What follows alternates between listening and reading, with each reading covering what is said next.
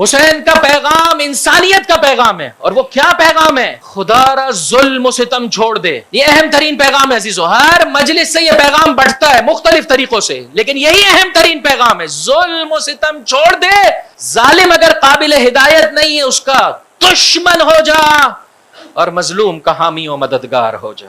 چاہتا ہے اگر اس معاشرے سے ظلم و ستم کا خاتمہ ہو جائے، نمبر 1 سب سے پہلا کام کیا کریں؟ اپنی زندگی میں سے ظلم.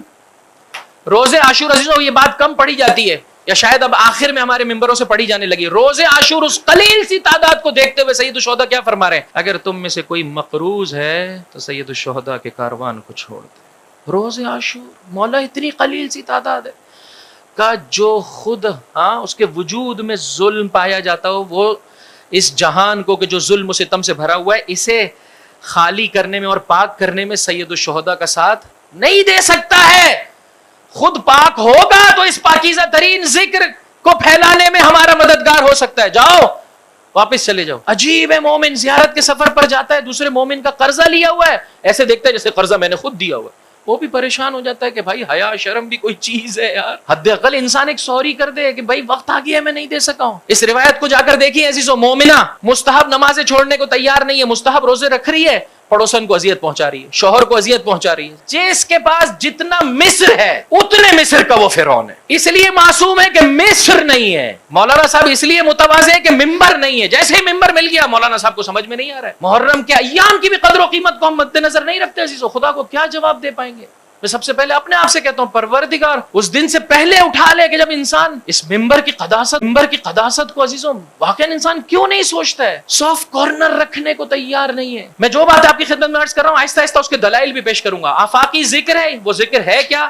ظلم اپنے وجود سے نکال دیں. اتنی مجلسوں کے بعد اہم ترین تحفہ یہ ہے، یا ظلم میرے اور آپ کے وجود سے نکل جائے، یا انسان کے وجود میں تواضع آ جائے. پروردگار بوڑھے ماں باپ کے ساتھ بد اخلاقی کرتا ہوں، آج اس فرش عزا پر ہاتھ رکھ کے تجھ سے طے کر کے جاتا ہوں، سید الشہداء کو جو ہے وہ ضامن قرار دیتا ہوں، آج کے بعد کوتاہی نہیں کروں گا. پھر خطا ہو جائے کوئی بات نہیں، پلٹ ہے. جانتے بوجھتے انسان دوسرے کا پیسہ نہ کھائے، دوسرے کے ساتھ بد اخلاقی نہ کرے. عزیزو آپ چھوٹے چھوٹے حکم اسلامی کو دیکھیں، عزیزو آپ چھوٹے چھوٹے حکم اسلامی کو دیکھیں، کتنے خوبصورت حکم ہیں، ہم نے سب بھلا دیے اور ایک دوسرے کا حق چھیننے کے لیے. اور مجلس بھی انسان نہیں چھوڑتا ہے. یہ تو غلط بات ہے، یہ تو اچھی بات نہیں ہے. بس ایک ظلم اپنی زندگی سے نکال دے. فرمایا مستحب نماز پڑھنے والی مومنہ لیکن اگر پڑوسن کو اذیت پہنچا رہی ہے یہ فی النار، جہنمی ہے، بنسبت اس کے کہ جو واجبات کے مطابق پڑھ رہی ہے لیکن کسی دوسرے کو اذیت نہیں پہنچا رہی. ہر انسان اپنے وجود میں جا کے ایک بس اہم ترین ہدف کیا ہے عزیزو؟ ارسال رسول کا. کیوں اللہ نے انبیاء بھیجے، کیوں اوصیاء بھیجے؟ بتائیے. تاکہ معاشرے میں عدل و انصاف کا بول بالا ہو، عدل و انصاف کا پرچم جو ہے وہ لہرائے، ظلم و ستم کسی پر نہ ہو. اس کے لیے کیا کرنا پڑے گا؟ سب سے پہلے اپنی زندگی میں سے بولیے ظلم کا خاتمہ کرنا ہے. اپنے طور پر سوچئے، ہر مجلس سے آپ کو ایک نقطہ ملتا ہے، یہ ظلم ہے، آج کے بعد میری زندگی میں نہیں ہوگا. یہ بھی ظلم ہے، آج کے بعد یہ میری زندگی میں نہیں ہوگا. انسان آہستہ آہستہ اپنے آپ کو پاک کرنا شروع کر. اب آئیے امام کی مدد کریں.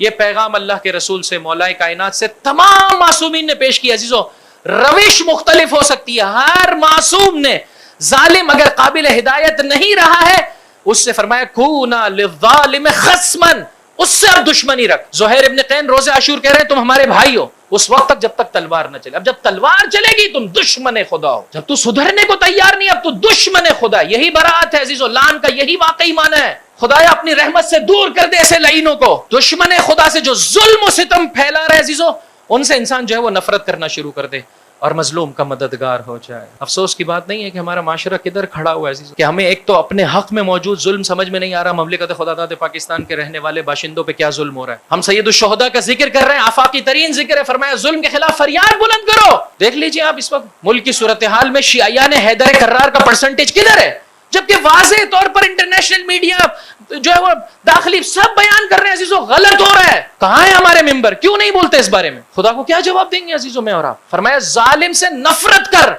جب وہ قابل ہدایت نہیں ہے. افسوس کی بات نہیں عزیزو، اس معاشرے میں ہم کدھر کھڑے؟ ظاہری اعتبار سے کوانٹٹی اتنی بڑھ گئی ہے اور اس معاشرے میں اب اختلاف اس بات میں اپنے دوست سے کہہ رہا تھا فلسطین کے لیے ہم کرتے کیا ہے مجھے بتائیے. ظاہر میں کچھ کر بھی نہیں سکتے، فزیکل وار کا بھی حصہ نہیں بن سکتے. یعنی واقعا اس معاشرے کا المیہ یہ ہم اس بات پہ کھڑے ہیں کہ آقا فلسطین کے مسلمانوں کے لیے دعا بھی کرنی چاہیے یا نہیں کرنی چاہیے. عزیزو اس وقت میں ابھی مسقط سے آ رہا ہوں، ایک واقعہ ہوا ہم نے پاکستان میں کتنے واقعات دیکھے ہیں عزیزو، کتنے لاشیں اٹھائے ایک زمانے میں. تھوڑی دیر کے لیے سوچئے تو صحیح عزیزو کیا کیفیت ہوتی ہے جس گھر میں مصیبت ہوتی ہے.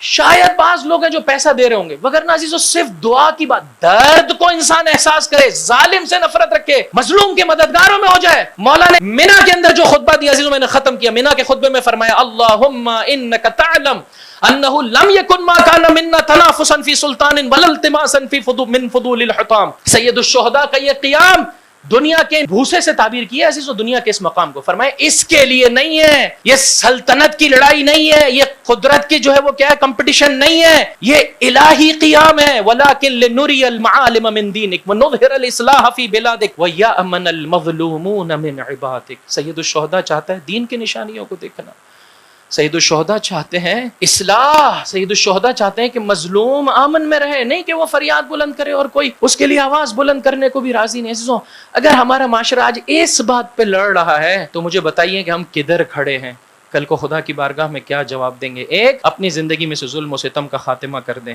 دو، ظالم سے اگر قابل ہدایت نہیں ہے نفرت کیجئے، مظلوم کے مددگار ہو جائیں، مظلوم کے مددگار ہو جائیں.